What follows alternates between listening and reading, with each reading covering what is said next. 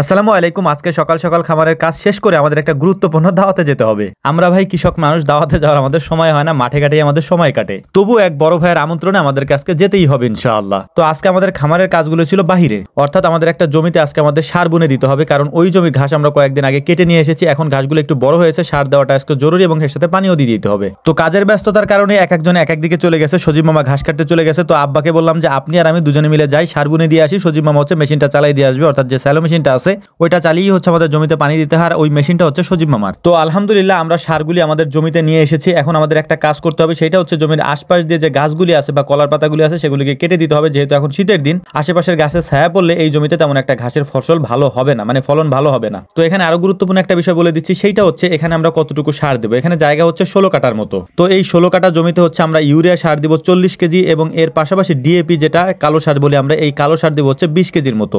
যেহেতু এখন শীতের সিজন তাই আমরা সারটা একটু বেশি দিচ্ছি, এর কারণ হচ্ছে শীতের সিজনে ঘাস একটু কম বাড়ে। তো ওই জমির কাজ শেষ করে এখন আমাদের গুরুত্বপূর্ণ যে কাজটা সেটা হচ্ছে গতকালকে আমার এক চাচা আমার কাছে হচ্ছে কিছু কাটিং চাইছিলেন, মানে আমাদের যে পাকচং ঘাসের কাটিং আছে এটার কিছু কাটিং চাইছিলেন। তো তাকে কাটিং দেওয়ার জন্য আমি সজীব মামার সাথে তাদের জমিতে গেলাম, মানে আমাদের জমিতে গেলাম। যাওয়ার পরে আমি তাকে মোটা মোটা যে কাটিংগুলি আছে সেগুলোকে বেছে বেছে দিচ্ছিলাম, কারণ আমাদের এখানে কাটিং নাই বলতে হচ্ছে যে যেহেতু এখন ঘাসের একটু সংকট, এমত অবস্থায় কাটিং দিলে আমাদের একটু সমস্যা হয়ে যায়, ঘাসের মানে ঘাস একটু কম পড়ে যায় আর কি। কারণ আমরা যেহেতু এই ঘাসগুলোকে হচ্ছে মেশিনে কেটে একেবারে গুঁড়ো করে ফেলি, এই জন্য হচ্ছে গুঁড়া থেকে শুরু করে নিয়ে আগা পর্যন্ত সব আমরা খাওয়াই দিই। তবে যেহেতু কাকা বলছে তো তাকে বললাম যে ঠিক আছে, তাহলে অল্প করে আপনি কিছু নিয়ে যান, তারপর আপনার জমিটা লাগাই ফেলান, যেহেতু এখন লাগানোর সিজন আর কি। আমরা হয়তো বেশ কিছুদিন পরে বা 1 মাস পরে থেকে আমাদের কাটিং আবার হবে, তবে এখন আমরা নিজেরাই সংকটের মধ্যে আছি। তো যাই হোক আলহামদুলিল্লাহ, তো সজীব মামার সাথে ঘাস কাটতে কাটতে আমরাও এখন আমাদের ঘাস কাটা শেষ করে বাড়ি দিকে চলে যাবো, এবং বাড়িতে যাওয়ার পরে তারপর হচ্ছে আমরা ওই দাওয়াতে যাওয়ার চেষ্টা করবো ঘাসগুলোকে কেটে রেখে দিয়ে। তো এখানে যে ঘাসগুলি ছিল পড়েছিল সেগুলোকে আমরা টোকায় নিয়ে যাচ্ছিলাম। বুঝতেই পারতেছেন আমাদের আসলে ঘাসের অনেক সংকট এখন। এই মুহূর্তে খড় খাওয়ায় যদি গরু পালতে যাই তাহলে প্রতিদিন 2 থেকে 3 হাজার টাকার খড় লাগে, সেই হিসাবে প্রায় 90,000 টাকার খড় লাগবে 1 মাসে। এই জন্য হচ্ছে আমরা ঘাস চাষে এত গুরুত্ব দিই। এটা আপনাদেরকেও বলছি যে ঘাস চাষ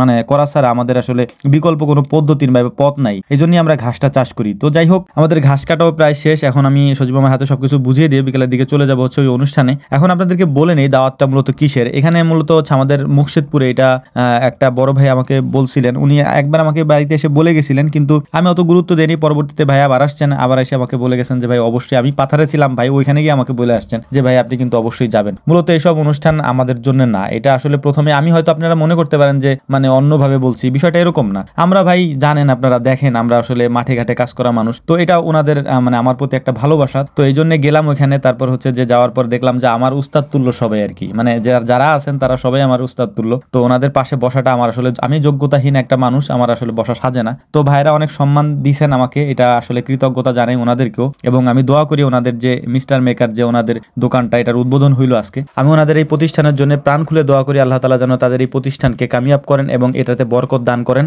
আর আমি আসলে ব্যবসায়ী মানুষ এবং ব্যবসার দিকেই সবাইকে উদ্বুদ্ধ করার চেষ্টা করি। তো আমাদের জন্য দোয়া করবেন। আসসালামু আলাইকুম ওয়া রাহমাতুল্লাহ।